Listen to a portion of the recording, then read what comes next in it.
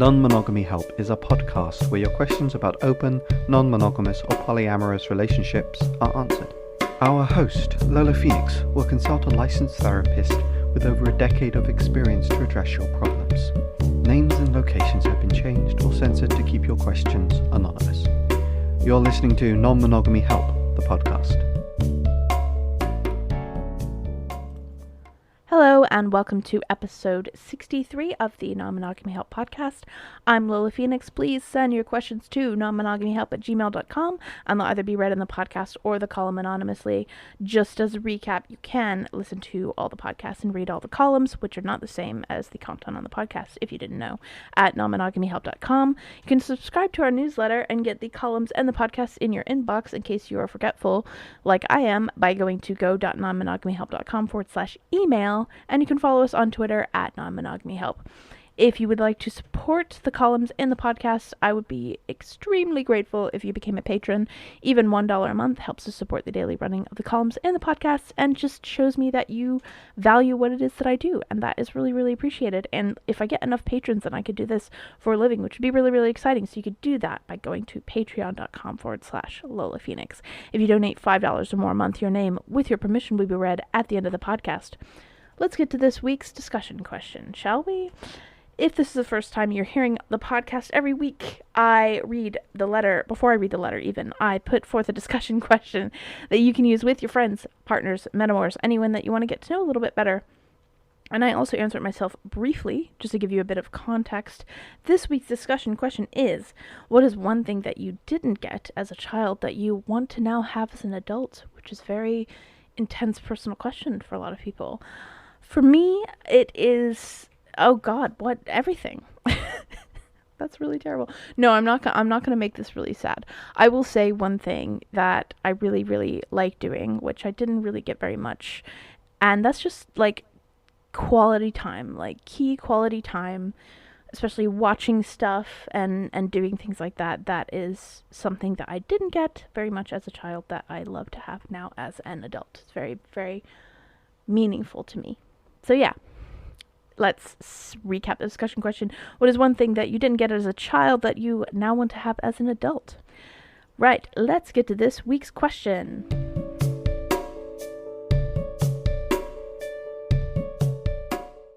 My wife and I have been married for 24 years. Our only sexual experience has been with each other. We've had a good relationship over these years. Recently, she brought up the idea of moving in the direction of an open relationship. She thinks she is oriented towards polyam and is wanting romance and sex from more than just me. I'm open to the idea, but I'm really afraid. I've always tried to be her biggest cheerleader, encouraging her to be herself. When I think about living out a polyamorous relationship, I can totally grasp it intellectually and sometimes even get excited about the idea, but emotionally it has really shaken me. When I think about my wife dating someone else and having sex with someone else, I panic inside and I feel anxious for days, even though I seem okay intellectually with the idea. My core self really wants to set her free in her desires, but emotionally I seem so far from it. How can I bridge this emotional gap between my core self and my fears? When I try to visualize my wife with someone else, it creates so much anxiety and fear in me. Not fear of losing my wife. I know she loves me so much, but I fear that I won't be able to handle the anxiety and pain. I know it won't kill me, but I'm afraid the anxiety and fear would be very draining for me and would really pull the joy out of our relationship.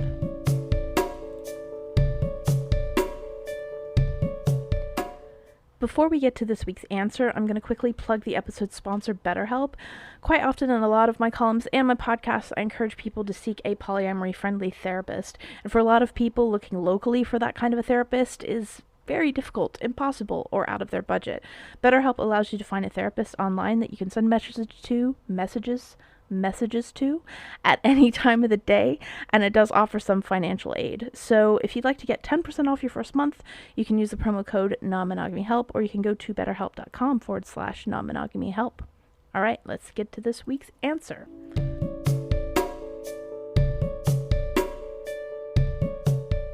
First thing I want to say is this is extremely normal, okay? And I think that if you've tried to find help online for this, that might have been where you've really struggled, because a lot of people will sort of, they kind of act like this is, that there's a a state that you should reach where you're kind of like zen-like about everything, and I don't really agree with that. I don't really feel like polyamorous people are polyamorous because they visualize their partners with other people. You don't have to do that.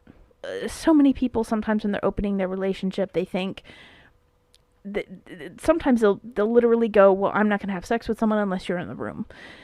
And even though I understand why they do that, and I'm not saying that that's what you're doing, but this is like the whole visualization reminds me of this. You gotta have that trust, and it's just, sometimes it just hurts. Sometimes you can either be kind of completely not interested in seeing your partner with somebody else because you're not a voyeur, or it does hurt because you're not getting attention and you want attention from your partner. You do not have to visualize in your head your partner with other people. That is not a step that you have to take and be okay with. You can be polyamorous solid for a long time and still feel jealousy, fear, all these sorts of things when you see your partner with another person. That is not at all a yardstick by which to measure yourself. So don't do that. Don't try to visualize your partner with other people, because it just might not be something that you like. Some people really like that. Some people are really into that. Some people are really nonchalant about that. And also that feeling about whether or not you're into it or you're nonchalant or it hurts or it makes you, that can vary as well depending on what's going on in your life, how you feel about yourself, all sorts of different factors. So don't do that because it doesn't help. It doesn't necessarily, it's not like if you were like turned on or excited by seeing your partner with someone else or thinking about it, that doesn't even necessarily mean that polyamory is going to be the thing for you. So yeah, first, don't do that. Second thing, there's an article that I wrote, it's called 13 Mistakes That People Make Before Trying Polyamory. And I also wrote another one called The 13 Things I Wish I'd Learned Before Trying Polyamory or Trying Non-Monogamy, which you should be able to find on non-monogamyhelp.com. But the mistakes one will actually really help you in kind of setting things up. But the two kind of things that I recommend people think about when they're considering whether or not polyamory is for them are two things. One, do you have any benefit to polyamory solely for yourself? So it's not that this would make your partner happy. It has to be something that is just for you. So you might be actually interested in having other sexual experiences because you did say that you and your partner, you've been the only people that you've had any sexual experience with. So that may be something that you have an interest in, and that is something that can help in the future when you start to experience some of that anxiety and pain. And I wish I could tell you that you won't go through any of that, but the fact is that you might. I still have some anxiety, and I think I've been polyamorous for about 10 years now. So you will have that anxiety. It's more about how to address and how to manage that than necessarily about you reaching some kind of master Vulcan state where you don't experience any of it. The second thing that you really should think about is, do you feel comfortable with your partners not spending the vast majority of their time with you? I point out quite frequently in my columns that this is something that a monogamous person would have to consider if they were dating someone with a really time-intensive career or anything like that. Some people don't want to date, for example, someone who has to travel a lot, so they barely ever see them. They couldn't deal with that kind of relationship. Some people can't do long distance. So you have to ask yourself, because, inevitably, if this is the route she wants to go, she will be spending date nights with other people. She will be spending time with other people. She is not going to be spending 100% of her time with you. And that's really, really important, because I think that sometimes people agree to polyamory, especially when their partner wants it and they don't necessarily want it, but they agree to keep the relationship. But what they don't realize is that the relationship they're keeping is fundamentally different to a relationship that they had. And one of the big major physical obvious differences is the amount of time spent with one another. So would you feel comfortable not spending all of your time with her? Do you have stuff that you do on your own? Is your lives so wrapped up within each other that you don't have any separate hobbies, or can you not see yourself having a separate hobby?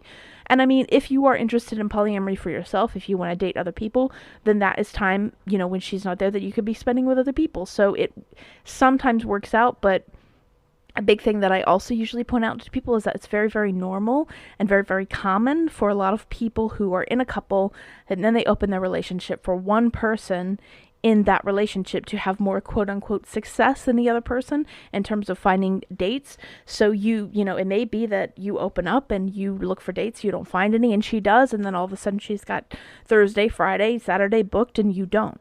So be prepared for that inevitability, and think about, are you fine with her not spending 100% of her time with you? Because if you have a polyamorous relationship, then that won't happen. So I think if those two things are things that you're like, yeah, I'm fine with that, and I do have a benefit to myself, I think that where a lot of the anxiety and fear comes from is, and it's good that you say that you're not afraid of losing your wife and you know that she loves you, but a lot of the fear and anxiety that people can feel comes from the fact that whether or not they feel comfortable and established in their relationship, they still have grown up in a monocentric society. They still have grown up in a society that has told them specific things about love, and that love only means something if it's scarce. So, you can't love 2 people or 3 people or 4 people or 5 people. You can't love them all the same. So, it's a competition, and so that is something that you're going to have to challenge.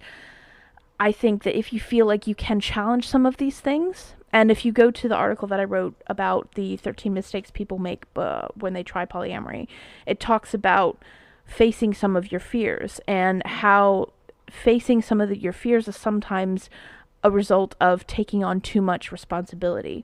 There's only so much that you can do, and I think that if you've been married for 24 years, the biggest thing that is probably going to be really triggered by this is that even though you're like, I love my wife, I'm not scared of losing her, the fact of the matter is that there has always been the chance that you both could break up.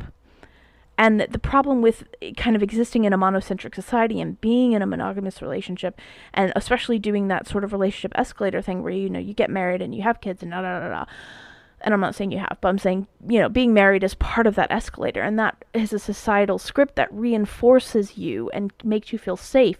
You don't think that you're likely going to break up because, hey, we've got all of these scripts, things that we followed, and and that reinforces you. When you start to go off script, when you start to do polyamory, you may start to fear it, because the threat that you've been told all your life is actually presented right in front of you. And I think the other thing that you have to kind of think about is most people, when they're in this situation, they are afraid of losing their partner. And furthermore on that, they put the burden on themselves to keep their partner, because they've been kind of conditioned by a society that wants to sell things. Consumer capitalism, it wants to sell you things, and it sells you things by making you feel deficient. And it's really, really easy to make you feel deficient by saying, oh, buy this cologne and you'll be irresistible to women, or whatever, all this sorts of bollocky nonsense. But that kind of stuff does get embedded into your psyche, the idea that you have to compete for a partner, the idea that you have to find someone and earn them and keep them, and all, it's reinforced constantly throughout our society. So what that does is that puts the burden on you and on your shoulders for keeping your partner around. Now, I'm not saying that, by being a decent person and by treating your partner well, that those aren't things you should do to keep your partner. I think that those are things you should do, period. But there is only so much that you can do to keep someone from falling out of love with you. There really isn't that much control over the situation. And the problem is that a monocentric society convinces you that you have control over these things, that you have control over whether or not your partner loves you or is attracted to you. And unfortunately, that is not something you can completely control, because that isn't even something that your partner can completely control. People are married for decades and decades and decades and fall out of love with each other. That happens. It happens sometimes. Even being married for 24 years isn't necessarily going to prevent that from happening.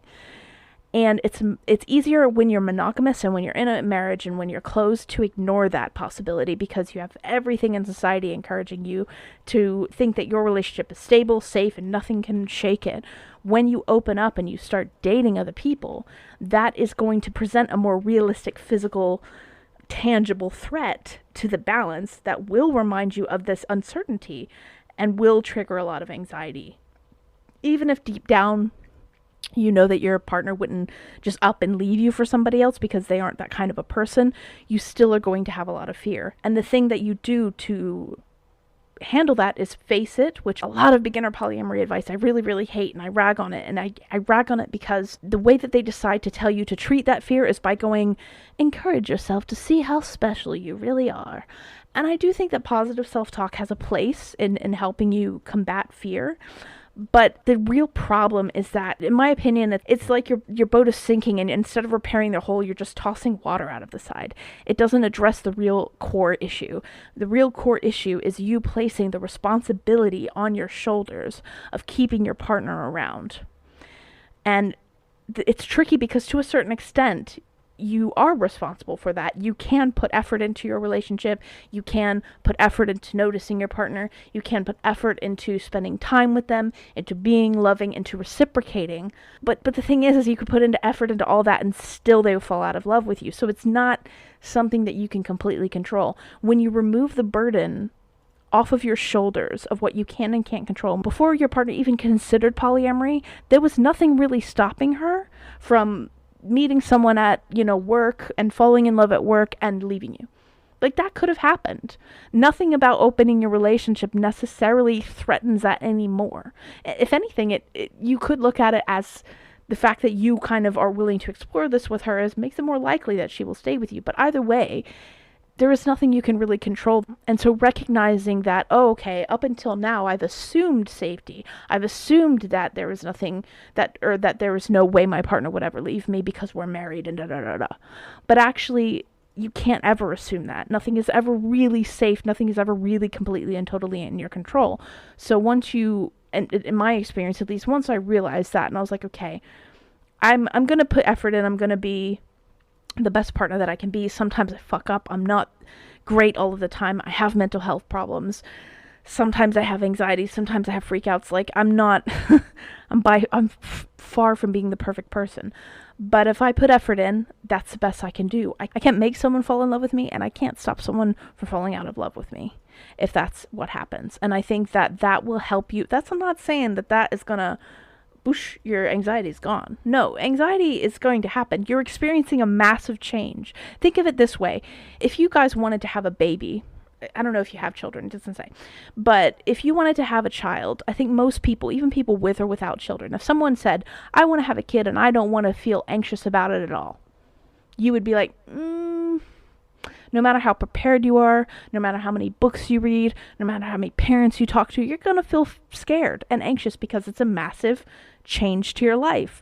This is a change to your life. This is a change to how you do your relationships. This is going off of the course that society has told you is the safest. It's going to come with anxiety. It's going to come with fear. You're trying something new. You're trusting and changing the way that you've trusted your wife for a long, long time. It will come with fear. And there isn't anything you're going to be able to do to avoid that. But what you can do is find the aspects that interest you about this relationship, just as you would if you had, I'm not saying that polyamory is like having a kid, but I think, speaking to at least a lot of parents that I know, everyone has a moment where they're just like, why did I do this? Why did I do this? And so obviously there are benefits to having a child that keep them going through those difficult moments. I think a similar outlook could be said about polyamory or any lifestyle change. If you went from living in a city all your life to living in a country and you were really interested in it, you'd have hard moments. And the reason that you decided to move is going to be the thing that keeps you going through some of those hard moments. So I think that is going to help anchor you. It's what I call an anchor. And then also remembering the benefit you get out of it and remembering the amount that you can actually control and constantly reminding yourself of that. Because in response to uncertainty and fear, your brain is going to encourage you to think that you can control everything, because that's a way better. If you think about it, looking at it like, I can totally control and prevent a terrible thing from happening to me versus this terrible thing may happen to me and there's nothing I can do about it. Of the two mindsets, the one that is convinced that you have the power to control things is going to be the one that your brain is going to pick, because that is going to make you feel better. So try and think of it that way. And I think the article that I wrote goes a little bit more in depth. I definitely recommend that you read it, and that should help you address that anxiety. It sounds overall like you're very positive towards your wife's wishes, and that's good. you may be one of those people that is monogamous to a polyamorous person. Like, if there's no benefit you see out of it, if you don't have any desire to have any other kind of relationships or sexual experiences with other people, then it may be that you're a monogamous person with a polyamorous person. That does sometimes happen. But I think the thing that will mean this is a situation that you are going to be fine with and that you can live with has to do with whether or not there is a benefit that you can find personally to yourself, even if it means that you get to hog the bed some nights. And also being comfortable with the fact that your partner won't spend 100% of their time with you, and being able to challenge some of those ideas that monogamy is kind of really ingrained into your brain, and finding ways to cope with that anxiety. It's not impossible. The anxiety it'll be worse sometimes than it is, but in my experience, it does go away. Like, it's really intense at first because it's new, it's scary, it's a change. Just in a similar way that a lot of experiences like this are. Every time you make a big change in your life, every time something new happens, there is a period of fear and anxiety and uncertainty, and then you start to feel better. If you can find that anchor, then you will definitely feel better. So yeah, I hope that helps, and good luck.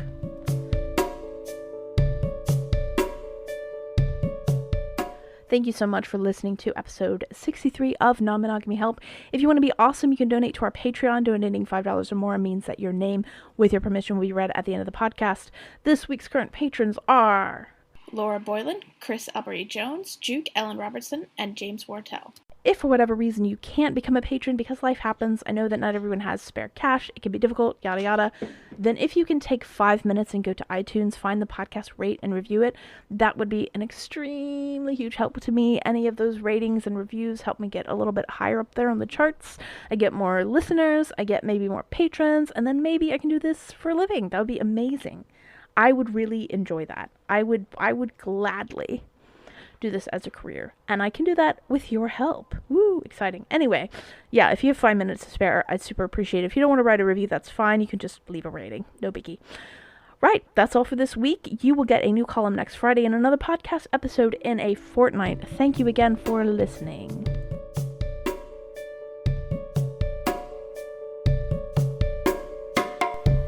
You've been listening to Non-Monogamy Help. Our podcast music has been provided by Chris Albury-Jones at albury-jones.com, and the art was made by Dom Jung at domduong.com. Thank you for listening.